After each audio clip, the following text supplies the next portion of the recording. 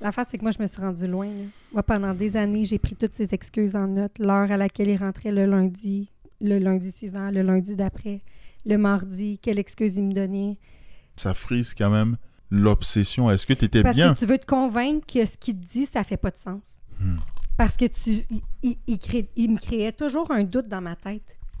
De genre, il a vraiment fini de travailler plus tard finalement, ou ci, ou ça. Puis à un moment donné, tu fais comme, c'est pas cohérent. Je savais que c'était pas cohérent, mais comme j'avais vraiment espoir qu'il allait changer puis qu'il allait me choisir.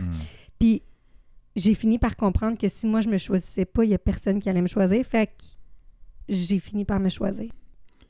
T'as été avec ton ex-conjoint pendant combien de temps? Presque 9 ans. 9 ans.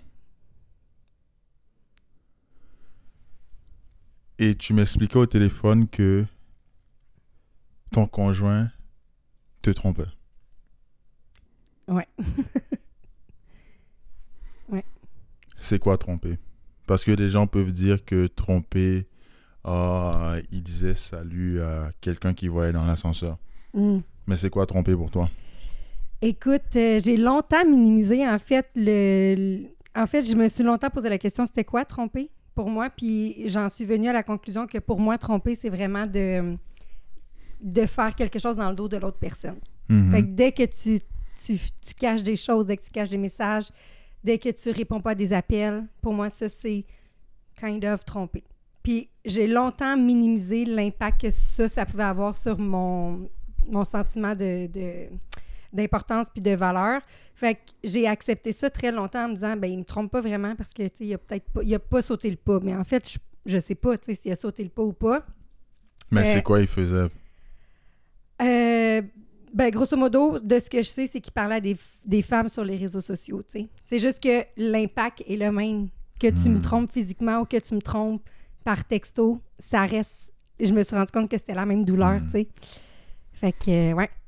Comment tu as appris ça, en fait? Parce que ça doit pas être quelque chose de facile. Sûrement que ça pète l'estime en soi quand quelque chose comme ça arrive, parce que tu dis, comme... Chaque être humain, en fait, pense qu'on est la meilleure chose sur Terre, donc quand quelqu'un te trompe, c'est comme si t'es rien, en fait, j'ai l'impression.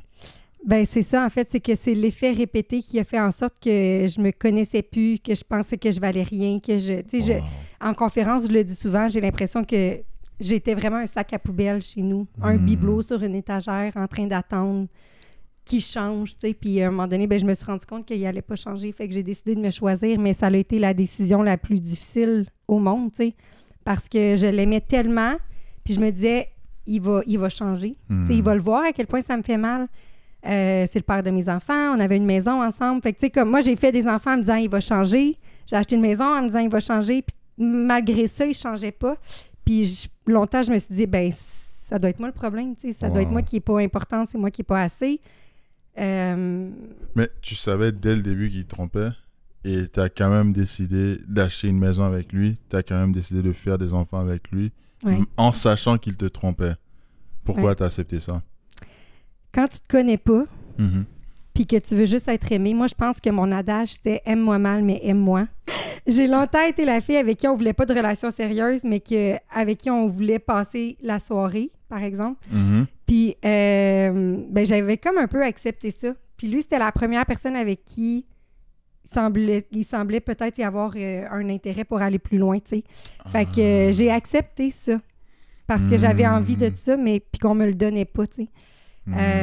Mais c'est sûr qu'aujourd'hui, dès le premier red flag, je m'en vais. Il n'y a plus de possibilité de laisser cette chance-là à la personne parce que si tu prends la chance de me perdre, tu prends la chance de me perdre. Puis je m'en vais. Mais Jennifer, est-ce que tu t'aimais? Non. Mais non, comment tu peux t'aimer quand tu te connais pas? Je me connaissais pas, je savais pas j'étais qui, je savais pas j'aspirais à quoi, je savais pas je m'en allais où dans la vie. Jamais qu'on m'a appris, tu sais, on nous apprend pas à être présent à nous, à l'école. On nous apprend pas à se poser des questions, à savoir on est qui, on veut quoi. Moi, j'ai choisi ma job, j'avais 16 ans, je savais que je voulais être une prof. J'ai choisi ma job, j'étais allée étudier là-dedans, puis je me suis rendue, tu sais, j'ai fait toutes les étapes de la vie pour me rendre au bonheur, qui devait être t'as des enfants, une maison, puis t'es heureuse. Puis je les ai toutes faites, ces étapes-là. J'avais une bonne job, puis j'étais pas plus heureuse, tu sais. Mais c'est quand t'as réalisé que t'étais pas plus heureuse? Autour de la trentaine, genre 29 ans à peu près, là, ça faisait comme déjà 2 ans que je vivais les mêmes émotions année après année. Puis à chaque année, à la même date à peu près, je faisais un constat. J'étais encore dans ma colère, encore dans ma tristesse, encore dans tout ce ressenti négatif-là. Puis je me disais, l'année d'après, si j'étais encore là, je m'en vais. Si l'année d'après, puis là, je venais pour m'en aller. Là, il me convainquait qu'il allait changer. Je restais une autre année. Puis à un moment donné, j'ai fait, la prochaine fois que je vais avoir la certitude qui me trompe, je m'en vais. Puis je savais pas à ce moment-là que c'était un gage que je m'étais comme promise de faire, mais fallait que je le fasse. Fallait que je me sauve, parce que j'étais en train de mourir, tu sais. Fait que j'ai finalement fait le saut. Ça a été le saut le plus difficile de toute ma vie. C'est quoi qui rendait ça particulièrement difficile? Parce qu'on dirait que tu donnais des ultimatums année après année. Ouais. Je vais faire ci, je vais faire ci. C'est comme si tu faisais de la procrastination, mais pour quelque chose de très important pour toi. Pourquoi tu procrastinais pour toi? Je procrastinais parce que je l'aimais. Véritablement, vraiment beaucoup. Je pense que c'est l'homme de ma vie. Mais à un moment donné, tu n'as pas le choix de te sauver parce que les gens ne changent pas pour nous. Ils vont changer pour eux, tu sais. Puis aujourd'hui, ça fait 2 ans que je ne suis plus avec lui. Puis même si il voudrait revenir puis qu'il sait exactement quoi faire pour revenir, il fait quand même pas son travail de fond parce que c'est difficile de faire du travail sur soi. C'est difficile d'aller à la rencontre de soi. C'est difficile de travailler sur ses blessures pour s'élever puis se propulser, tu sais. Est-ce que dans le fond de toi, tu aurais aimé qu'il fasse ce travail de fond pour revenir avec toi? Oui, définitivement. Mais je veux pas qu'il le fasse pour moi. Je veux qu'il le fasse pour lui. Je veux qu'il le fasse parce qu'il voit les bénéfices de travailler sur lui. Tu sais, parce que j'ai comme compris, moi, à travers mon processus de développement personnel, que quand tu travailles sur toi, tu ne transmets pas tes blessures aux autres. Fait que toutes les blessures que je gère en ce moment, je les transmettrai pas à mes enfants. Fait que ne serait-ce que pour nos enfants à nous, c'est bénéfique qu'ils fassent le travail, tu sais. Puis, ouais. Tu penses quoi de cet échec amoureux-là? Tu penses quoi du fait que, présentement, tu as une femme qui a 33 ans, qui a essayé de bâtir une famille avec un homme, et tu te rends compte que la vie ne pouvait pas être avec cet homme-là? Ça fait quoi? Dire adieu à une personne que tu as considérée comme étant l'homme de ta vie? Oui. Ben pour moi, c'est pas un échec, c'est un apprentissage, définitivement. Ça m'a obligé, cet échec-là, cet apprentissage-là, cette rupture-là, à me choisir, en fait. Parce que je l'aimais plus que je m'aimais. Fait que ça m'a obligée à me mettre en priorité. Ça m'oblige aujourd'hui à présenter à mes enfants que c'est possible de se sortir de toute situation quand t'es pas bien. Puis c'est important pour moi de leur inculquer ça, de faire « t'es plus bien dans cette relation-là, t'es pas bien dans ce travail-là, t'as le droit de t'en aller, t'as le droit de tout déconstruire puis de tout rebâtir » parce que c'est vraiment ça que j'ai fait. Wow. Tout rebâtir, oui. J'adore. Est-ce que tu pourrais juste te mettre un petit peu plus ton torse, ouais, comme ça, ouais, comme ça? parfait, ouais. Okay. Comme ça, les gens, ils vont plus, ouais, mais t'inquiète pas pour ça, mais je sais qu'il y a des gens qui ont des opinions absolument différentes quand ils regardent ce podcast. J'aimerais faire un peu leur avocat présentement en te posant la question suivante qui est: tu penses quoi de ceux qui te disent que tu as abandonné ta famille, l'unité la plus sacrée qu'il y a sur la terre, tu abandonnes ta famille? Pourquoi tu t'es pas battu pour sauver cette famille-là? Oh my God. Je me suis battue. C'est ça l'affaire. C'est que moi, j'ai vraiment tout essayé. Une mère, quand elle se sépare du père de ses enfants, puis qu'elle sait qu'elle ne verra pas ses enfants 24 heures sur 24, c'est parce qu'elle n'est plus capable. J'ai vraiment tout essayé pour garder cette relation-là. J'étais allée en thérapie, j'ai fait du travail sur moi, j'ai demandé de faire du travail sur lui, j'ai accepté des choses que j'aurais jamais dû accepter parce que je l'aimais, puis parce que pour moi, c'était important qu'on reste ensemble. Sauf que l'affaire, c'est que quand tu es malheureux, tu sais, moi, je buvais pour oublier que j'avais de la peine, puis qu'il me faisait mal. J'étais vraiment l'ombre de ma personne, en fait, parce que je n'étais pas heureuse. Fait que je criais après mes enfants, je criais devant mes enfants après lui. Fait que c'était juste une atmosphère désagréable pour tout le monde. Mais ça, c'est une nouvelle information. Tu viens de me dire que tu buvais pour vaincre ce malheur-là. Mm-hmm. C'était quoi boire?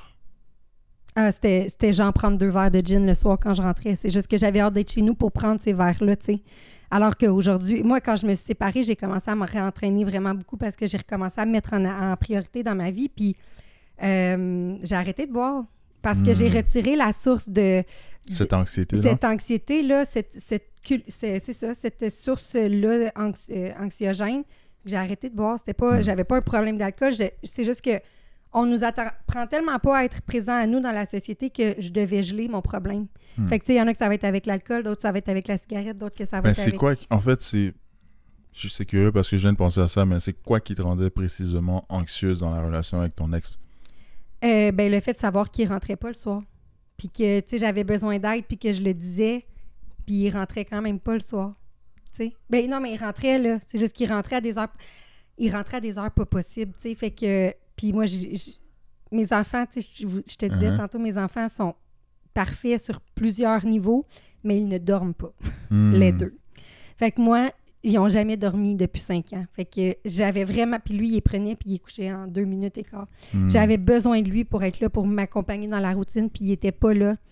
Puis j'étais en détresse, littéralement. Pourquoi il était absent le soir? Parce qu'il travaille de soir, premièrement, mais surtout parce que probablement qu'il parlait à des filles avant de rentrer. Mais tu sais, c'est toutes des suppositions, hein? Wow. Fait que...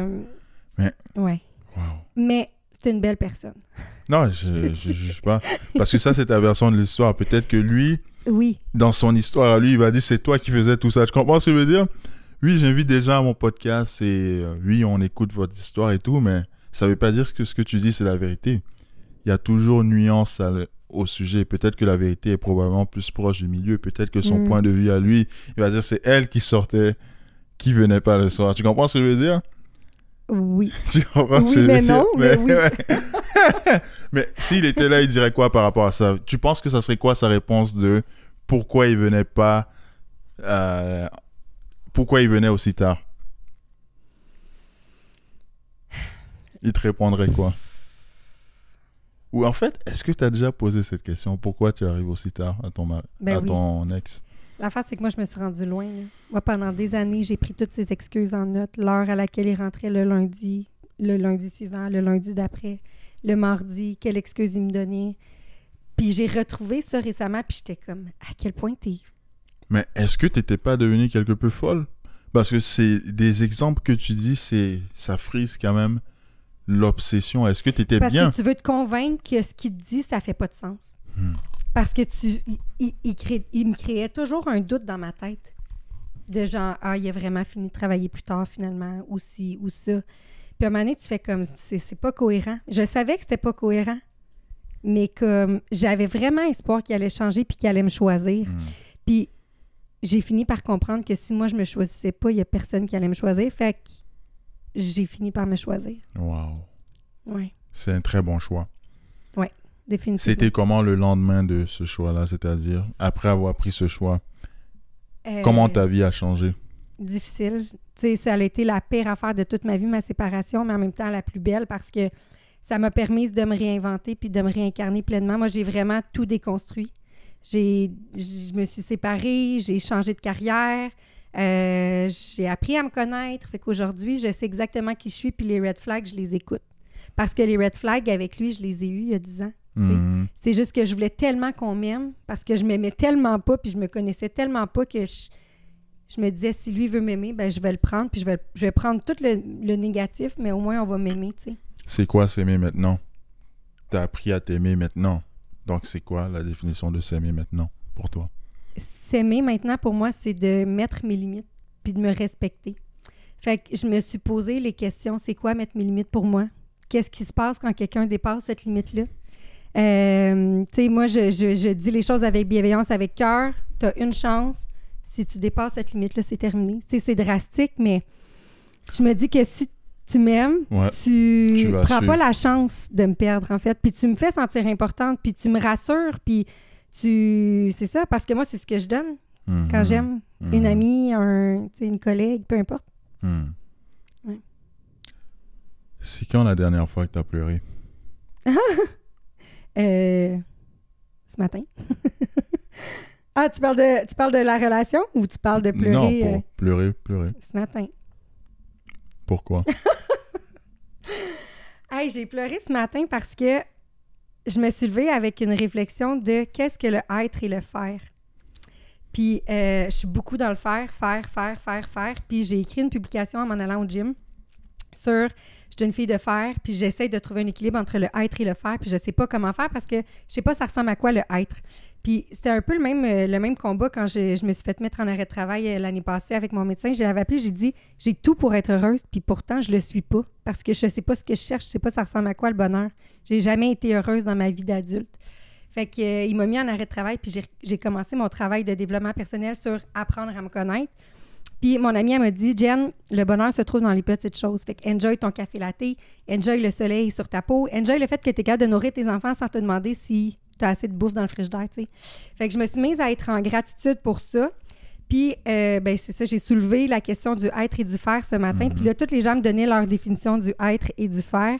Puis ma coach d'affaires, elle m'a appelée en me disant, on va se faire un meeting, girl, puis je vais t'expliquer quelque chose parce que j'étais là il y a 3 ans, genre. Fait que elle m'a dit que le faire, en fait, puis ça fait du sens. Elle m'a dit, tu sais, quand tu t'es séparé, le faire t'a sauvé la vie, en fait. Tu as été dans le faire pour te permettre de te propulser puis d'être là où tu es. Mais là, tu n'es plus dans cet ordinaire-là. Fait que tu peux être dans le être, en fait. J'ai l'impression, en fait, les gens vont dire « je pense trop », mais ça ressemble à la phrase « c'est en forgeant qu'on devient forgeron ». C'est en faisant qu'on devient. Dans le fond, c'est en faisant quelque chose que tu es quelque chose. C'est-à-dire que c'est en faisant ça plusieurs fois que tu deviens cette chose-là et maintenant tu es, comme tu dis. Je sais pas si tu vois un peu ce que j'ai essayé de dire, mais... Ouais. Oui. C'est l'action de faire qui te permet d'être. C'est l'action de faire, disons, travailler fort. C'est l'action de être une personne courtoise. C'est l'action de respecter les gens qui font que tu es quelqu'un de respectable. C'est en faisant ces actions-là à répétition que tu deviens respectable. Tu comprends ce que je veux dire? Oui. C'est juste qu'être dans le faire tout le temps, mettons comme... J'ai vraiment une hygiène de vie kind of parfaite. Tu sais, je m'entraîne, je mange bien, je dors bien. C'est pas toi qui m'as dit que t'allais au McDo aujourd'hui. Ben oui, mais j'ai 2 enfants de genre 6 ans et 4 ans. Hey, c'est qui les gens disaient des podcasts. Oh my God, je blague. Hey, kind of. OK. Je mange bien, je dors bien, je bois pas tant d'alcool, comme je m'entraîne, je fais attention à moi, finalement. Ouais. Puis, je me rappelle plus, je m'en allais avec mes flûtes, là. Non, tu disais que tu as une hygiène de vie. Oui, mais pourquoi? J'ai oublié aussi. Wow. Mais c'est pas grave. Non, mais c'est important. On peut pivoter, c'est pas plus grave que ça, mais j'ai cru comprendre que tu es en de très bons termes avec ton ex, le père de tes enfants. Ouais. Donc, je vais te poser la question. Est-ce qu'on peut être ami avec son ex? Quand tu as des enfants, tu n'as pas le choix, je pense. Pour nos enfants, pour le bien-être de nos enfants, ça ne nous sert absolument à rien de se chicaner puis de se crier après. Il n'y a plus de... On dirait que quand tu n'attends plus rien de quelqu'un, c'est comme plus facile d'être son ami. Je ne m'attends plus à rien de lui, sauf qu'il soit un bon père puis qu'il soit présent pour nos enfants. Puis malgré tout ce qu'il m'a fait vivre, ça reste une excellente personne. C'est une belle personne, c'est juste qu'elle est blessée, cette personne-là. Puis quand j'ai fait mon parcours de développement personnel, il y a une phrase qui est apparue à moi, c'est « Les gens blessés blessent, les gens guéris guérissent ». Tant qu'il ne se blessera pas, il va blesser les gens autour de lui. Sauf que moi, j'ai décidé que pour ne pas transmettre mes blessures à mes enfants, j'allais me guérir. Donc moi, je guéris les gens aujourd'hui parce que j'ai décidé de me guérir. Mais... ça lui appartient à lui de se... Fait que oui, c'est important. C'est important pour nos enfants parce que nos enfants, ils nous modélisent. Puis eux, on est leur référent. Fait que si je pitche des assiettes, ils vont pitcher des assiettes quand ils vont être fâchés parce que c'est ça la norme pour eux, tu sais. Tu as totalement raison. Ouais. Ton mal, c'est-à-dire ce mal que tu avais, c'est-à-dire ton mal de vivre que tu avais, ton désir de ne quasiment pas t'affirmer, de ne pas t'assumer dans ta relation précédente, est-ce que ça provient quelque peu de ton enfance? C'est-à-dire, ça ressemblait à quoi, ton enfance, à toi? J'ai eu une belle enfance. J'ai eu des parents très aimants. Mais je me rends compte en fouillant puis en essayant de comprendre d'où je viens puis qui je suis puis pourquoi j'ai ces patterns-là puis ces schémas-là que je me rappelle pas tant de mon enfance, en fait. Tu sais, autant que pour moi, dans ma tête, c'est super positif, autant que j'ai des trous où probablement... Tu te rappelles pas de ton enfance? C'est comment ça, tu te rappelles pas de ton enfance? Est-ce que tu es en déni de ton enfance ou tu te rappelles pas de ton enfance? C'est deux choses différentes. Non, je me rappelle de mon enfance, mais il y a des choses qui, pour moi, sont pas claires. Qui sont pas claires? Oui, qu'il faut que je questionne. Genre... Mon Dieu, j'ai pas d'exemple qui me vient, mais... C'est comme si je m'étais créé une histoire que ma vie d'enfance avait été parfaite, alors que pas tant, finalement. Mais j'ai eu des parents aimants qui ont vraiment fait de leur mieux, en fait. C'est ce que j'ai compris à travers mon cheminement, c'est que on fait de notre mieux quand on est un parent, puis on fait de notre mieux avec le bagage qu'on a. Fait que moi, je me lève pas le matin en me disant « je vais faire chenoute mes enfants ». Ça marche pas de même. Je fais du mieux que je peux aujourd'hui avec ce que je vis, avec ma séparation, par exemple, avec le stress, avec le travail que j'aime pas, avec peu importe. Je fais de mon mieux. Fait que, ouais. J'ai l'impression que tu étais blessée par tes parents. Possiblement, oui. C'est quoi qui t'a blessée? J'ai eu un père... je pense que ma mère, elle me dit souvent que j'ai eu un père vraiment aimant et disponible. Mais je pense que j'ai manqué d'amour. Je pense. De par ses blessures à lui, qui n'a pas travaillé, puis que ça l'empêchait peut-être de me donner l'amour que j'avais besoin à 100%. Ma mère travaillait de nuit, de soir, fait qu'elle n'était pas là, fait que c'était avec mon père que je passais ce temps-là. Le matin, elle allait me porter à l'autobus, puis après ça, on ne se revoyait pas parce que quand je rentrais, tu sais, elle dormait ou elle s'en allait travailler. Fait que je pense que j'ai peu vu ma mère, puis que ça m'a créé un manque. Mais là, tu vois, je le dis là, puis on dirait que j'en prends conscience maintenant. Oui. Wow. Oui. Est-ce que tu trouves que ton père a été apte, c'est-à-dire dans l'éducation, est-ce que tu penses qu'il était capable de te comprendre sur le plan émotionnel? Ou c'est quelque chose qui manquait dans ta relation avec ton père? Bonne question. Mais en fait, non. La meilleure question, surtout en analysant tout ce que tu me dis depuis tantôt, j'ai plus l'impression que tu n'as jamais été écouté. Ça se peut. Ça se peut. Parce que c'est comme si, quand tu veux parler, personne t'écoute.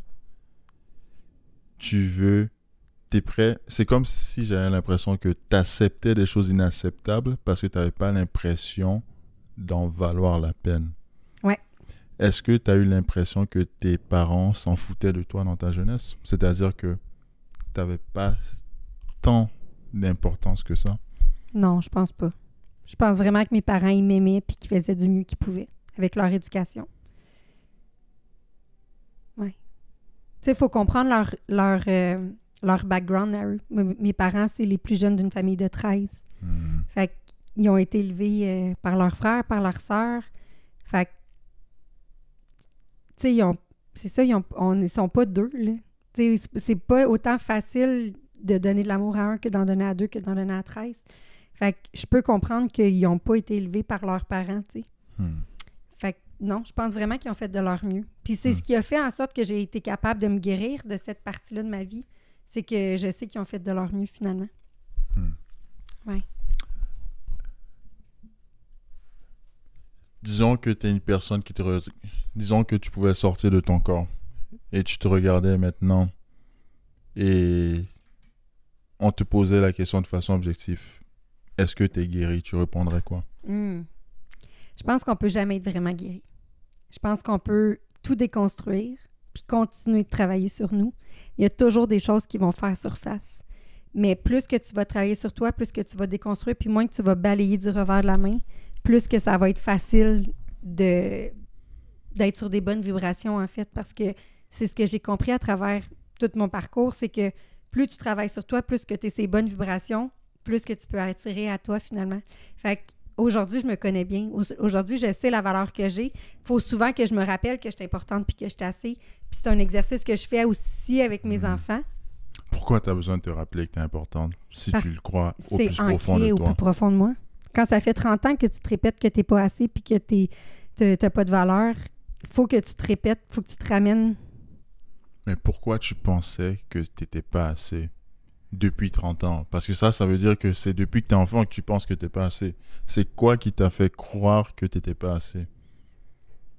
Mes parents se sont séparés, puis mon père, je ne veux pas dire qu'il a choisi l'alcool au lieu de nous, mais je pense qu'il y avait tellement un plus grand mal-être qu'il n'était pas capable de calmer puis de travailler sur lui parce que, tu sais, comme je le disais, quand tu es blessé puis que tu n'es pas prêt à faire le travail sur toi, ben tu vas juste continuer de blesser les gens autour de toi. Je pense qu'il y avait un mal-être qui venait geler avec l'alcool, ce qui faisait en sorte qu'il n'était pas capable d'arrêter de boire puis de nous choisir alors qu'il nous aimait puis que c'est ce qu'il voulait, c'est garder sa famille unie. C'est juste qu'à un moment donné, ma mère n'a pas eu le choix de se choisir. Mais je pense que ça l'a parti de là, de faire comme hey, « je suis tellement pas importante que mon père choisisse son alcool à nous », tu sais. Mais quand tu vieillis plus tard, tu te rends compte que c'est pas ça. C'est que c'est difficile de travailler sur soi, tu sais, puis ouais, c'est difficile. Est-ce que tu as déjà eu, l'opportunité d'avoir cette discussion-là avec ton père? Est-ce que il sait à quel point ça n'a pas été facile pour toi? Est-ce qu'il sait comment tu te sens par rapport à tout ça? Ça arrivera jamais. Pourquoi ça arrivera jamais? Parce que faut que l'autre personne elle soit disponible. Je pense pas que pas mentalement, mais je pense pas que ça va se donner. Non. Mais, tu sais, avec ma mère, j'ai eu quand même cette discussion-là. C'est pas parfait, c'est vraiment loin d'être parfait, mais tu sais, j'ai fait une constellation familiale il y a 2 semaines, puis j'avais des questions sur ma naissance, puis c'est là, il faut que je les pose, mes questions, parce qu'elle est en vie, puis je peux avoir réponse à mes questions, tu sais. Fait que, ouais. Pourquoi tu te posais par rapport à ta naissance? Ben parce que ça a un impact, en fait. Tu sais, ben oui, ça a un impact. Dans le fond, Caroline, ce qu'elle m'expliquait, c'est que quand ma mère était dans le ventre de sa mère, j'étais déjà dans le ventre de ma mère, kind of. Là, je sais pas comment ça fonctionne, OK? Mais genre, c'est ça. Fait que c'est comme si on avait vécu... Je pourrais pas plus t'en parler parce que non, moi aussi, j'ai fait une phase de crapaud, genre, what? Mais c'est ça. Semble-t-il que, sans le savoir, j'étais déjà là. Fait que, bref, je perds souvent mes skis, hein? On dirait que je me rappelle pas je m'en allais où, mais c'est ça, tout a un impact, en fait. La façon dont elle a vécu sa grossesse, la façon dont elle s'est sentie quand elle a accouché, tout ça peut avoir un impact sur moi. Finalement, ça part de loin, en fait. C'est que nos blessures transgénérationnelles... Des fois, il y a des choses qu'on fait comme « Hey, je comprends pas pourquoi ça m'habite », mais genre, ça vient même pas de moi, ça vient pas de mes parents, ça peut venir de mes grands-parents, ça peut venir de plus loin. Fait que c'est intéressant d'aller comprendre à la source d'où partent les blocages, tu sais. C'est vrai. C'est vrai, parce que même on voit ça, les traumatismes transgénérationnels, comme tu disais, il y a des gens qui ont peur de quelque chose parce qu'ils ont été exposés à ça longtemps dans leur vie. On voit même ça chez les animaux, dans le sens que l'évolution et tout, toutes ces choses-là, ça fait en sorte que parfois on se crée des barrières ou on se crée des forces parce qu'on a vécu des choses depuis des générations et des générations. C'est important de le mentionner. Oui. Mais pourquoi le sujet de tes parents te touche autant, même présentement? Parce que je sens quand même une implication émotionnelle assez prononcée quand on parle de tes parents. Pourquoi est-ce aussi dur même aujourd'hui? Parce que ça reste mes parents. Tu sais, je me souhaite pas ça avec mes enfants. Puis j'ai vraiment une belle relation avec mes enfants. Wow. OK, donc puis, à ce point-là, oui, en fait, c'est que tu mets des enfants au monde pour qu'ils t'aiment pour le reste de ta vie, puis c'est pour les aimer pour le reste de ta vie. Je suis chanceuse d'avoir une ex-belle famille vraiment incroyable qui me permet justement de comprendre le mot famille, parce que je pense que les Québécois en soi, on n'est pas tant familial. Tu sais, dès qu'il y a un clash, on est comme c'est pas grave. Mon ex est haïtien, puis les Haïtiens, le mot famille veut tout dire, tu sais. Fait que pour moi, c'est important de montrer à mes enfants que même si on n'est plus ensemble, on reste une famille, puis qu'on va se soutenir, puis qu'on va s'aider, puis qu'on va s'élever ensemble. Fait que c'est sûr que ça me touche parce que c'est mes parents, tu sais. Mm-hmm. Mais à un moment donné, il faut que tu te choisisses. Puis ça m'apportait beaucoup de peine. J'ai essayé. C'est ça. Est-ce que tu penses que ton père va s'excuser un jour? Mais je pense pas qu'il sait qu'il a fait du tort. Est-ce que tu as déjà dit qu'il a fait du tort? Si moi, je lui ai déjà dit? Non. Parce que je viens d'en prendre conscience. Ça fait pas tant longtemps. Je pense pas qu'il serait capable de recevoir ça. C'est ça. Wow. Tu m'expliquais aussi du côté de ta mère et tu m'as dit que c'était brusquement arrêté. Est-ce que tu te sens un peu abandonné par tes parents? Est-ce que tu leur en veux en quelque sorte ne plus être présent dans ta vie? Oui, définitivement. Tu sais, je prends exemple de ma belle-mère qui est disponible pour moi puis mon ex à 200%, qui est toujours là quand on a besoin d'elle. Moi, j'ai besoin de ma mère en ce moment. C'est pas quand mes enfants vont avoir 10 ans puis qu'ils vont être capables de se garder toute seule. Tu sais, quand je me suis séparée, j'avais besoin d'elle. Là, en ce moment, j'ai besoin d'elle, tu sais, puis elle est pas là. Fait que c'est sûr. C'est quand la dernière fois que tu as parlé à ta mère? On se parle. C'est juste que c'est tellement minime comme échange, puis il n'y a pas de profondeur. Puis je suis comme rendue un peu allergique à la non... Je suis allergique au futile, là. Tu sais, comme ça lui fait beau. J'ai besoin qu'on aille plus loin, puis que... Fait que on se voit, mais on se voit, puis c'est ça, c'est que... C'est ça. OK, ouais. Mais vous voyez encore et tout? Peu. Tu sais, comme avant, on se parlait tous les jours. Quand j'ai eu mon fils, on se FaceTimait. On se voyait 1, 2, 3 fois par mois. Je pense, si je l'ai vu 2 fois dans la dernière année, c'est beau, tu sais. Alors qu'on habite à 30 minutes l'une de l'autre. Puis on est allé marcher, tu sais. Je lui ai dit comment je me sentais, puis tout. Elle m'a dit comment elle se sentait aussi. Mais c'est ça, ouais. J'ai besoin d'elle. Définitivement. Wow. Fait que c'est sûr que ça crée une colère, tu sais, ça crée un sentiment de... Tu fais quoi? Est-ce que tu as des frères et sœurs? Ou... Ouais, j'ai un plus petit frère. Oh, OK, ouais. OK. La famille, hein? Parfois c'est facile, parfois c'est difficile, parfois c'est compliqué, parfois c'est simple. Ouais. Est-ce que tu dirais que... En fait, c'est quoi ta définition du mot famille? C'est quoi famille pour toi? Pour moi, le mot famille aujourd'hui, c'est coûte que coûte. On va être là, puis on va s'entraider, puis on va s'aider, puis on va être... Moi, je veux que mes enfants sachent qu'ils peuvent compter sur moi anytime. Puis c'est ce que j'avais avec mes parents quand j'étais jeune. Moi, j'avais le droit de tout faire. Si je voulais boire de l'alcool, mes parents préféraient m'en acheter, puis que ça se fasse chez nous, pour que ça soit contrôlé, puis que, tu sais, je boive pas n'importe quoi ou peu importe. Fait que j'ai jamais eu besoin de faire plein d'affaires parce que j'avais le droit de tout faire quand là. Fait que j'ai pas eu de crise d'adolescence, si tu veux. J'avais le droit de parler de tout avec ma mère, vraiment de tout. Fait que c'est vraiment ça que je veux recréer avec mes enfants, c'est que je veux qu'ils puissent se sentir en sécurité de me dire tout ce qui se passe, puis qu'est-ce qu'ils ont fait de conneries, puis de... Tu sais, mettons, mon fils, la semaine passée, l'école m'a appelé pour me dire « Ah, ton fils, il a baissé ses culottes dans la salle de bain avec une petite fille. » Puis là... ouais. Puis là, je dis « OK, pas de problème. Écoute, il a 5 ans, c'est tôt, mais OK. » Il a dit « Ah, tu trouves ça drôle, mais l'autre parent trouve pas ça drôle. » Je dis « Mais qu'est-ce que tu veux que je fasse? » C'est comme, je vais avoir une discussion avec. Je dis « Ah, Noam, je vais avoir une discussion avec toi, puis tout. » Là, arrive chez nous, et une discussion, tu sais, Noam, t'as-tu le droit de baisser tes culottes? Puis tout, il me dit « Non, maman. » Je dis « OK, parfait, c'est bon, ça reste demain. » Le lendemain matin, il est comme « Maman, on n'a pas eu notre discussion. » Je suis comme « Ben oui, on a eu notre discussion. » « Ben non, on n'a pas eu notre discussion. » Je dis « Ben oui, je t'ai dit que tu n'avais pas le droit de le faire, tu le sais, c'est beau, on passe à d'autres choses. Moi, je veux que tu fasses des erreurs. Je veux que tu montes sur la table et que tu tombes parce que c'est de cette façon-là que tu apprends. Si je te dis « Monte pas sur la table, si tu vas te faire mal si tu tombes, ben c'est sûr que tu vas l'essayer. » Tu comprends? Parce que tu n'as pas le droit de le faire. Fait que je préfère que tu le fasses puis que tu te plantes, que tu apprennes. Fait que aujourd'hui, il a vécu le sentiment un peu de honte. Il va pas le refaire, lui. Il l'a fait. C'est beau.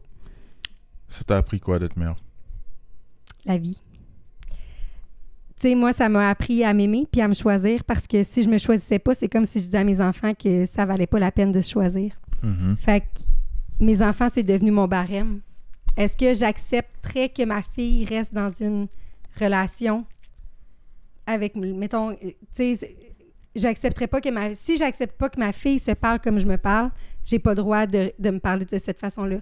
Si j'accepte pas qu'un homme traite ma fille de cette façon-là, ça veut dire que j'ai pas le droit d'accepter ça dans ma vie, tu comprends? Pourquoi t'es resté aussi longtemps alors avec ton ex? Est-ce que tu te posais ces questions en fait dans le passé? Ben non. Tout ça est arrivé dans les 2 dernières années. Ben oui. OK. Mais non. Moi, je me disais que c'était ça la vie, en fait. Que genre, ça devait juste être ça. Puis qu'il n'y avait pas plus. Mais quand tu commences à rêver à plus, tu as envie de plus. Puis quand tu sors de ta zone de confort puis tu te rends compte que c'est pas si pire que ça, finalement, ben tu continues de sortir de ta zone de confort, mais je pensais que c'était ça la vie. Tu sais? T'as dit que t'es passé par l'hypnose pour réaliser tout ça?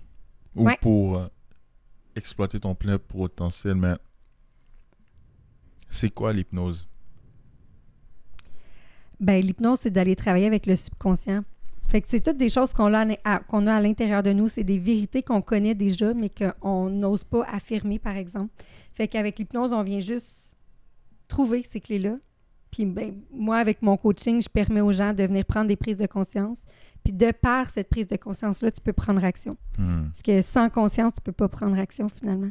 Après ça, tu fais un choix de garder ça ou pas.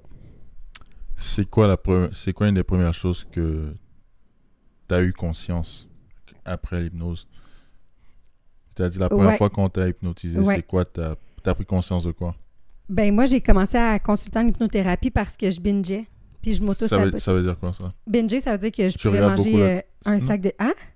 Non, je pensais que c'est ceux qui regardaient binge-watching la télé. Je sais pas. Non, c'est quoi? Je mangeais. Genre, moi, je calculais mes calories de jour parce que je voulais perdre du poids. Puis le soir, je pouvais me clencher un sac de chips et un sac de biscuits. Là. Sans stress. À tous les soirs. Puis je comprenais pas pourquoi je m'auto-sabotais autant alors que j'étais super bonne de jour, que j'étais dans mon déficit calorique. Fait que j'étais allée comprendre qu'est-ce que je remplissais en fait en mangeant. J'ai compris qu'il y avait un vide d'amour, puis un vide un manque de la solitude. Puis fait que je remplissais ce vide-là. Fait qu'une fois que tu es conscient que tu remplis ça, tu binges plus. Là. Moi, j'ai pas rebingé depuis. Là. Mais c'est vrai que dès que je me sens seule, dès que je me sens pas importante, ben j'ai tendance à me tourner vers la nourriture parce que moi, c'est ça mon binge. Mais il y en a d'autres que ça va être d'autres choses. Ça va être d'autres habitudes. Hein. Fait que c'est vraiment ça que ça m'a amené. En fait, ça m'a amené une conscience de je me remplis de quelque chose pour remplir quelque chose d'autre qui est à l'intérieur de moi. Fait que plus j'apprends à me connaître, ben moi, j'ai besoin de binger parce que plus je me connais, plus je m'aime. Plus je m'aime, plus j'ai confiance en moi, plus j'ai confiance. Tu sais, c'est une roue qui s'enchaîne. Là. J'adore. Ouais. Ben, je veux que tu réfléchisses vraiment à cette question-là. Et c'est dans le contexte de ce qu'on vient de se raconter depuis le début. Est-ce que tu t'aimes? Aujourd'hui, oui. Aujourd'hui, j'ai conscience de ma valeur, j'ai conscience de mes forces et de mes faiblesses, puis je les exploite à 2000% en fait. Puis le fait d'avoir été autant dans le faire, ça m'a permis de m'amener où je suis aujourd'hui. Puis je considère que en tant qu'entrepreneur, je réussis très bien. Fait que le fait de me connaître, puis le fait d'être alignée, puis de m'incarner pleinement, ça me permet d'accompagner les gens que j'accompagne à un autre niveau parce que je le marche le chemin, puis je l'incarne pleinement, tu sais. Fait que c'est pas du bullshitage, puis il n'y a pas de... Tu sais, mettons, comme on parlait du être et du faire. Pour moi, c'est quelque chose que je dis en coaching, tente de trouver un équilibre entre le être et le faire. Sauf que si moi-même, je me suis jamais posé la question, c'est quoi le être et le faire? Comment je peux conseiller les gens? Comment je peux les accompagner vers ça, tu sais? Fait que c'est important pour moi de continuer mon développement puis mon cheminement pour mieux accompagner finalement. Tu peux pas être l'exemple, tu peux pas apprendre quelque chose que tu n'as jamais fait. Tu peux pas incarner quelque chose que tu n'es pas toi-même. Non. Aux yeux des autres surtout. Exact. Est-ce que tu dirais que... C'est quoi la plus belle leçon que tu as appris de ta vie?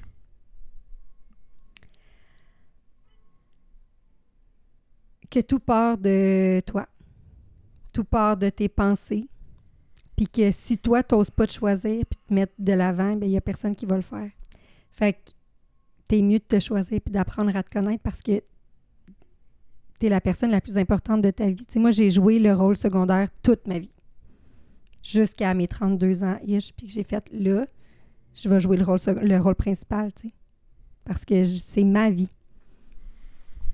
Fait que tout part de qu'est-ce que tu dis puis de ce que tu te répètes. Si tu as envie d'attirer à toi l'abondance, si tu as envie d'attirer à toi des relations authentiques, si tu as envie d'attirer à toi la santé, bien, il faut que tu te répètes que tu es une personne abondante qui est soutenue par l'univers puis qui travaille sur ses fréquences. Fait qu'aujourd'hui, je donne plus le pouvoir aux gens dans ma vie de venir atteindre mes émotions puis mes sentiments. Tu sais, je tombe en mode solution. Qu'est-ce que j'ai à apprendre de cette relation-là, de cet échec-là ou de cette situation-là? Qu'est-ce que je peux changer? Si je peux rien changer, on passe à l'appel suivant. Wow. Et je vais faire la gymnastique narrative là, parce que je viens de penser à un sujet extrêmement intéressant et je pense qu'on peut jongler sur ça. Est-ce que tu es capable de retomber amoureuse? Oh mon Dieu, je suis tellement là-dedans en ce moment. Ben, c'est difficile. Je vais pas te cacher que c'est très difficile parce que j'ai peur. J'ai peur de me faire blesser encore. Mais je suis vraiment dans... Je me connais bien. Dès qu'il y a un red flag, je quitte. Puis c'est un des trucs que j'ai fait avec une amie à moi qui fait des lectures akashiques. Elle me disait, tu sais, Jen, tu vas jamais te rendre là maintenant parce que quand il va y avoir quelque chose, tu vas partir avant. J'ai dit un mot bizarre, puis là, tu sais pas c'est quoi, hein? Non. Non, t'inquiète pas. Je suis. Mais c'est difficile. Puis, tu sais, j'ai vraiment... Tu sais, tantôt, je parlais d'attirer à soi puis de qu'est-ce que tu veux dans la vie. J'ai vraiment dressé la liste de mon homme idéal, tu sais, de vraiment à quoi il ressemble, comment il va me faire sentir. Mais au-delà de à quoi il ressemble, comment que je vais me sentir dans cette relation-là. J'ai envie de me sentir entendue, écoutée, soutenue, importante, valorisée. Fait que pour moi, c'est important que tout ça soit là. Puis si ça, c'est pas au rendez-vous, ben t'es pas ma personne, tu sais. Ils ont tout ça au rendez-vous, mais il veut rien savoir de tes enfants. Impossible. C'est quoi le choix? Mes enfants. Mes enfants, c'est la prunelle de mes yeux, c'est toute ma vie. Tu acceptes mes enfants ou tu ne fais pas partie de ma vie. Il n'y a aucune possibilité. Aucune. Ça ne sera jamais un choix. Tu dirais quoi alors de ceux qui diraient que c'est un handicap alors d'avoir des enfants si tu cherches l'homme, l'amour de ta vie? Je cherche quelqu'un qui va m'accompagner puis qui va marcher main dans la main avec moi, mais je cherche pas un père pour mes enfants parce que mes enfants en ont un. Mais il n'y aura rien de possible si tu n'acceptes pas mes enfants. Puis tu sais, je prends vraiment chaque rencontre maintenant comme qu'est-ce que j'ai à apprendre de cette personne-là. Tu sais, j'ai daté puis j'ai appris que je voulais un gars sportif. J'ai daté puis j'ai appris que je voulais un gars qui prenait soin de lui physiquement puis mentalement. Tu sais, il y a plein d'affaires qui sont... Puis j'ai daté des gars qui n'étaient pas intéressés à être dans ma vie avec mes enfants, puis je me suis rendu compte que ça me convenait pas, tu sais. Fait que je l'accepterai pas.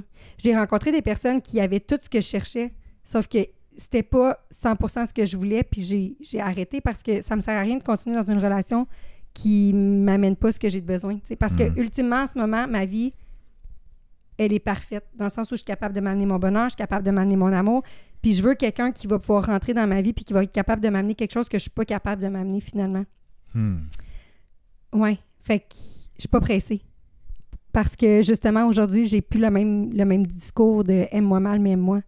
Je m'aime, j'aime ma vie, je suis capable de remplir toutes les sphères de ma vie. Fait que si tu rentres dans ma vie, c'est que tu es capable de m'apporter quelque chose que je suis pas capable moi-même de m'amener, tu sais. Ouais. C'est très, très, très bien dit. Mais c'est difficile. Tu sais, tout le temps en train de me demander, vas-tu me faire de la peine? vas-tu... Ça reste... J'ai l'impression que tu n'es plus capable de faire confiance aux autres. Ben non. Mais parce que, genre, à cause de ce que tu as vécu avec ton ex... Mais en même temps, faut que tu lâches prise à un moment donné. Puis c'est là-dessus que je suis en ce moment. Est-ce que tu as vraiment lâché prise? Mais non. Parce que tout ce que tu dis, c'est des preuves de quelqu'un qui a encore des séquelles très graves par rapport à cette relation extrêmement douloureuse qu'il a vécue. J'ai fait mon travail de fond. j'ai compris que ça avait rien à voir avec moi. Ça avait tout à voir avec ses blessures Tu as fait à ton lui. travail de fond, mais on a quand même un peu l'impression que tu n'as pas lâché prise en relation amoureuse. Tu n'as pas lâché cette prise-là. Pourquoi tu n'as pas encore lâché prise? Pourquoi tu n'es pas prête à faire confiance au prochain et ne pas mettre tes blessures du passé dans tes relations futures? Ben, c'est là où j'en suis en ce moment. C'est que la prochaine personne que je vais rencontrer, c'est pas mon ex. Il y a ses blessures aussi. Je me connais bien. Tu sais, allons voir. Puis, tu sais, si tout est facile et cohérent puis que tout se passe bien, je vais juste laisser les choses aller. Mais c'est vrai que je suis toujours un peu sur la défensive d'avoir peur de me faire moi-même de la peine. Mais je sais que ça n'arrivera plus parce que... Tu vois les red flags. Je vois les red flags. Puis, en fait, tu sais quoi, je vais aller plus loin que ça. J'ai fait de l'introspection cette semaine, puis je me suis rendu compte, j'ai relevé toutes les fois où je me suis choisie. Puis je me suis choisie beaucoup de fois. Fait que plus que tu te répètes que tu te choisis, plus que tu as des preuves que tu t'es choisi dans des situations, plus que tu le sais que tu vas être capable de te choisir. Fait qu'aujourd'hui, j'accumule les preuves, en fait. J'adore. Ouais. J'aimerais te demander... J'avais tellement une bonne question, je viens d'avoir un blanc de mémoire, ça m'arrive rarement. Mais j'ai envie de prendre un petit 10 secondes pour réfléchir à ça parce que c'était vraiment une excellente question en fait. Plus tu te choisis, et là, c'est la première fois, mais c'est pas grave. C'est parce que je tiens vraiment à la question, mais parfois c'est juste mieux de changer. Ça va me revenir dans 5 minutes, mais c'est pas grave. Elle était pas importante. Ah oui, elle est revenue. Là, peut-être ton ex sera probablement peut-être en train de regarder ça présentement, mais est-ce que ton ex s'est excusé? Oui. On dirait que je ne sais pas, hein? Je pense qu'il est vraiment très conscient qu'il m'a fait de la peine. Je pense qu'il est conscient qu'il y avait une bonne fille entre les mains. C'est pas la réponse. Non, c'est pas la réponse. Hein? Parce que c'est une différence. Ouais. Tu me dis c'est qui l'a fait. Je t'ai demandé est-ce qu'il s'est excusé. C'est une bonne question. Est-ce qu'il s'est excusé? Je pense qu'on a notre réponse. Oui, je pense qu'on a notre réponse. Ben, en fait, je pense qu'il n'est pas conscient du mal qu'il m'a fait. Mais en fait, c'est quoi? C'est que c'est même pas tant lui qui m'a fait du mal, c'est moi qui ai accepté tout ça. C'est moi qui n'aurais pas dû accepter, c'est moi qui aurais dû quitter. Mais j'étais convaincue qu'elle allait changer parce que moi, dans ma tête, j'étais la sauveuse. J'étais celle qui allait le faire changer de bord, tu comprends? Il s'est excusé, raison. Oui, non. Il sait là, qu'il m'a fait mal, là, tu sais, je veux dire, j'ai pas été douce dans mes mots non plus là, à un moment donné dans ma vie. Là. T'as pas été douce dans tes mots? Ben, dans le sens où quand j'étais en colère puis que j'avais pris conscience que tout ça, c'était de ma faute, en fait, parce que c'est moi qui ai accepté ça puis qui n'aurait pas dû.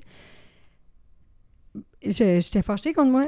J'étais fâchée contre moi. Puis, tu sais, j'ai passé par toutes les étapes du deuil. Là. J'ai été en colère, j'ai été dans le déni, j'ai été dans... Je les ai toutes passées, là. Ouais. Ouais. C'est quand même curieux que tu as eu une relation aussi douloureuse avec quelqu'un. Par contre, tu maintiens quand même cette relation avec cette personne-là.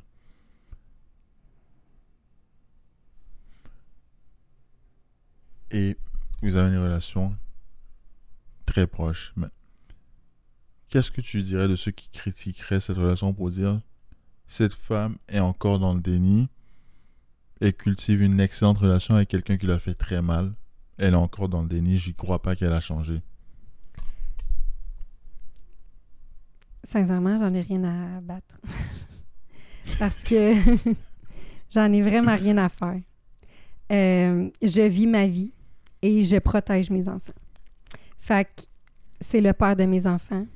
Puis la prochaine personne qui va rentrer dans ma vie va être conscient que c'est le père de mes enfants. Puis tu sais, je te disais, on voyage encore ensemble, on fait des soupers de famille, on passe Noël ensemble. Tu sais, là, je pense que là, mais ça s'essouffle. Mais je viens juste de penser à ça. OK, il est très présent et tout. Mais disons qu'il y a un homme respectable qui rentre dans ta vie et il dit « Je vais être le beau-père et tout ». Donc, à Noël, il sera là avec... Non, mais c'est ça. Dans le fond, là, tu sais, ça fait 2 ans. Ça fait 2 ans qu'on passe Noël ensemble. Ça fait 2 ans qu'on voyage ensemble. c'est important pour moi qu'il soit là puis tout, mais là, j'ai mis les bases au mois de janvier, justement pour dire, là, je suis comme prête à vivre ma vie. Là. Je suis prête à rencontrer quelqu'un, j'ai fait mon travail de fond, puis je pense que là, ce qui me reste à travailler, il faut que je travaille à deux. Tu sais, à un moment donné, comme mes blessures, il faut que j'ai travaillé avec quelqu'un. Là. J'ai fait le travail toute seule. Fait que c'est tout nouveau, ça commence à faire son chemin dans sa tête, mais tu sais, je sais que je le blesse à chaque fois que je prends un pas de distance, tu comprends? Mais tu sais que tu le blesses à chaque fois que tu prends un plat à distance. Mais lui, il savait qu'il te blessait à chaque fois qu'il allait voir une autre femme. Ça marche pas de même. Il était conscient, mais il était tellement blessé. Je pense même pas qu'il faisait ça pour me faire de la peine. Je pense qu'il faisait ça parce qu'il y avait un manque de confiance en lui. Ou en tout cas, moi, c'est la déduction que j'ai faite, c'est il y avait un manque de confiance en lui, puis il allait gagner cette confiance-là sur les sites de rencontres. C'est pour ça que je dis, j'ai pas l'impression qu'il a sauté la barrière. Peut-être qu'il l'a fait, je veux pas le savoir, mais il le faisait pour aller remplir quelque chose à l'intérieur. Il allait remplir un vide, lui aussi, tu comprends? C'était pas genre, hey, je le fais pour l'affaire chenoute, là. C'était pas ça. C'était vraiment, je manque de confiance en moi, je vais remplir ce manque de confiance en moi, là, tu sais.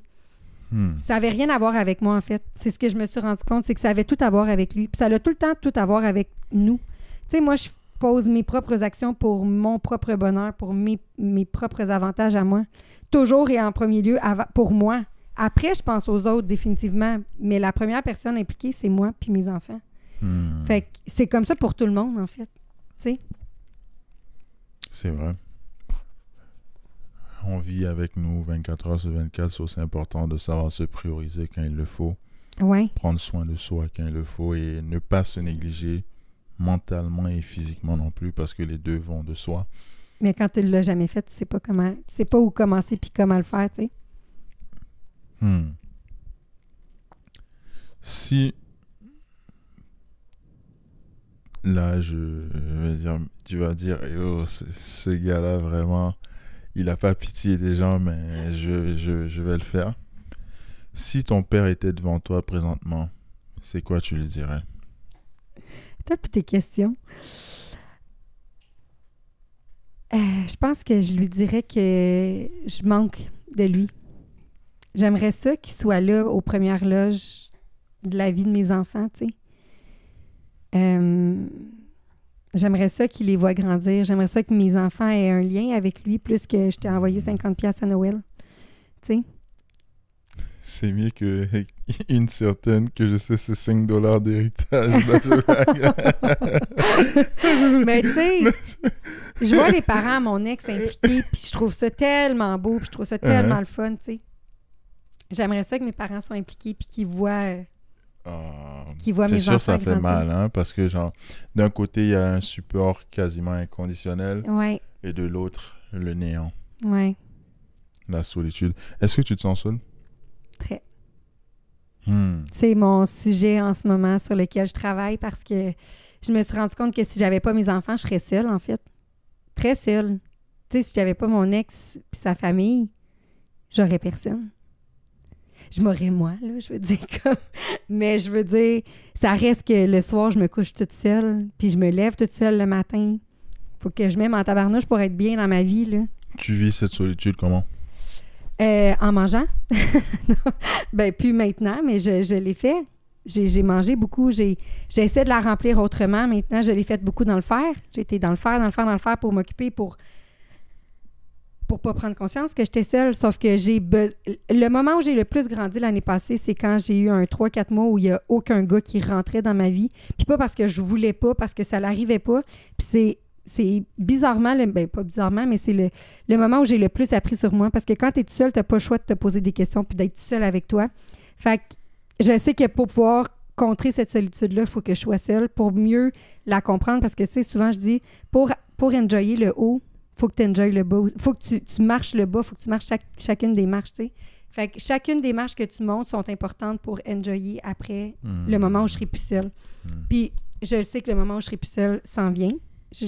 Comme je sais que je suis en train de le transcender, mais je pense que c'est important de se rappeler où j'étais il n'y a pas si longtemps, finalement, tu sais. J'adore. Ouais. J'adore. Mais j'ai envie de te demander une question que que je trouve intéressante, en fait. C'est quoi? Est-ce que tu trouves que l'amour est réellement inconditionnel? Non. Sauf avec mes enfants. L'amour d'une mère pour ses enfants, là, je pourrais tuer pour mes enfants. Genre, sans me poser la question. J'avais pas le droit de dire ça. Je dois avoir peur. Hein? Je dois avoir peur ou quoi?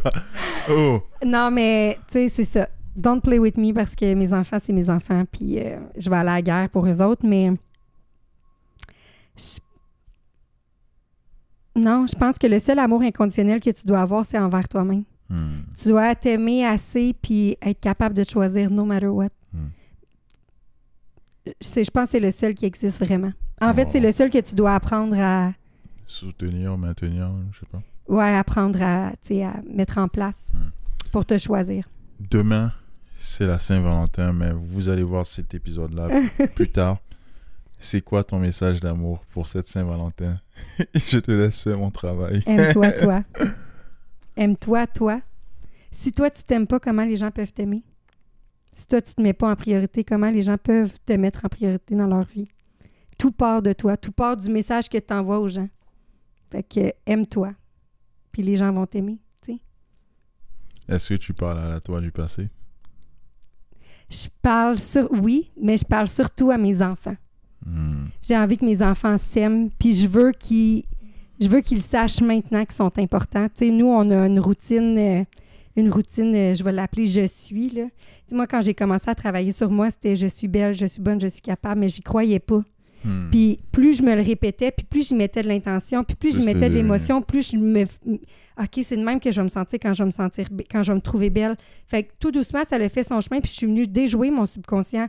Mes enfants, si je les avais ici devant toi, puis tu leur dis « Adélie, t'es quoi? Je suis belle, je suis forte, je suis douce, je suis capable, je suis importante, je suis assez. Mon fils, je suis sportif. » Puis aujourd'hui, tu es peut-être sportif, demain, tu vas peut-être être doux. C'est correct, tu sais. Mais c'est que faut qu'eux soient capables de se donner cet amour-là puis cette validation-là pour pas aller la chercher ailleurs. Moi, je suis allée la chercher ailleurs.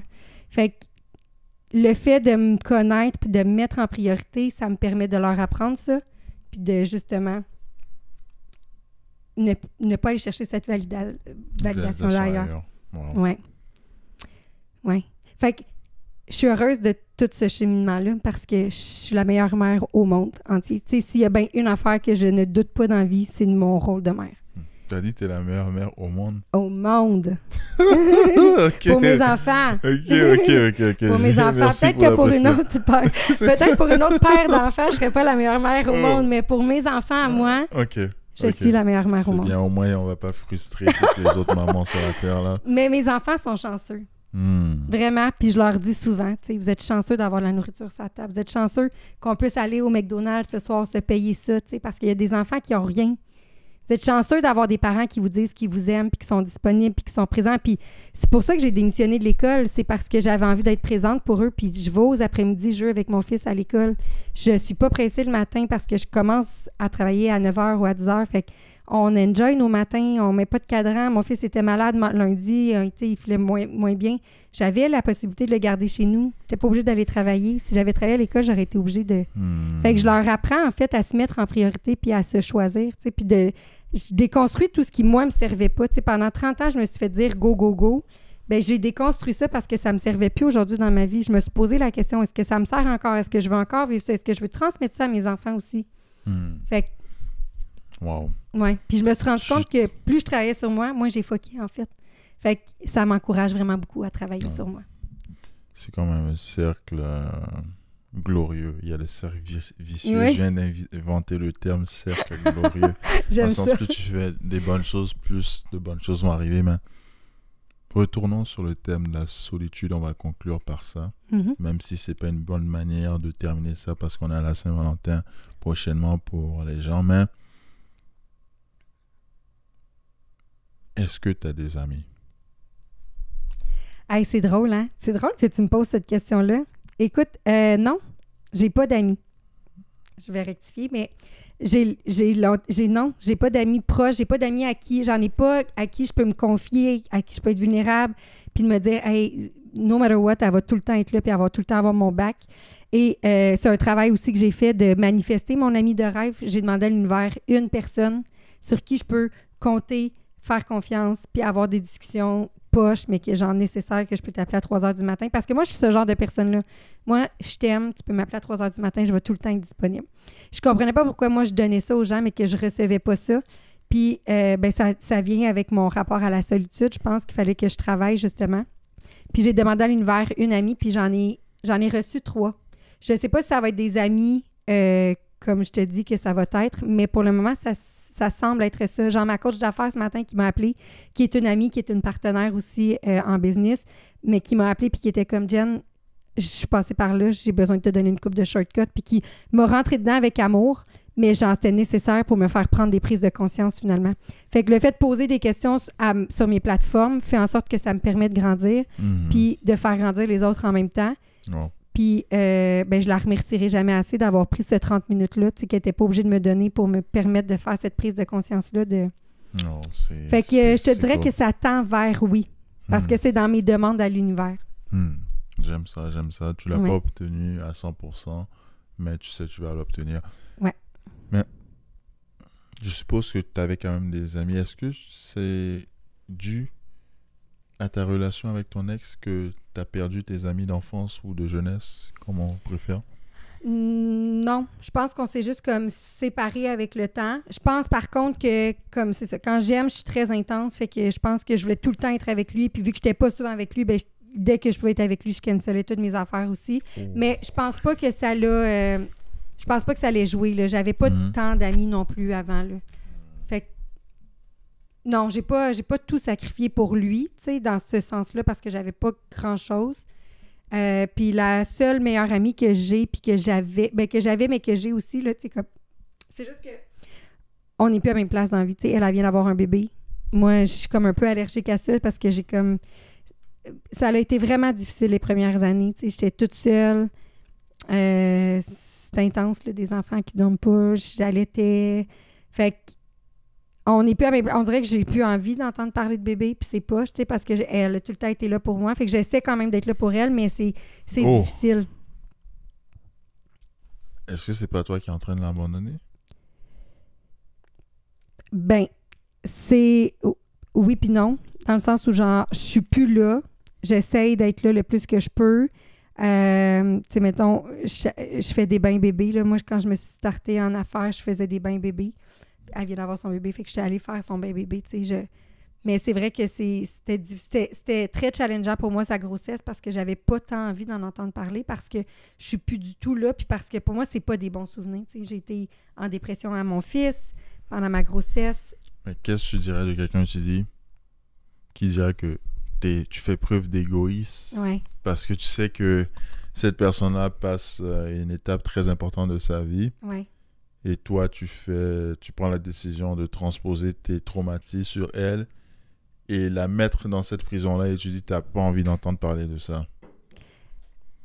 Je suis en réflexion là-dessus, justement, à savoir comment je peux l'accompagner, même si moi, j'ai vécu des affaires pas tant hautes puis que j'ai pas envie d'en entendre parler.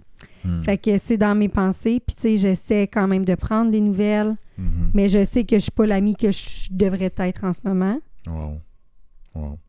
C'est pas grave, c'est important. On est là, on est à Parlons-nous, on parle de tout. Ça peut être positif, ça peut être extrêmement négatif, ça peut être extrêmement joyeux, ça peut être extrêmement triste. Mais l'important, c'est parler à Parlons-nous. Quel mot de fin t'aimerais donner à ceux qui ont écouté l'épisode? Choisissez-vous. J'aurais pas pu mieux dire. À la prochaine.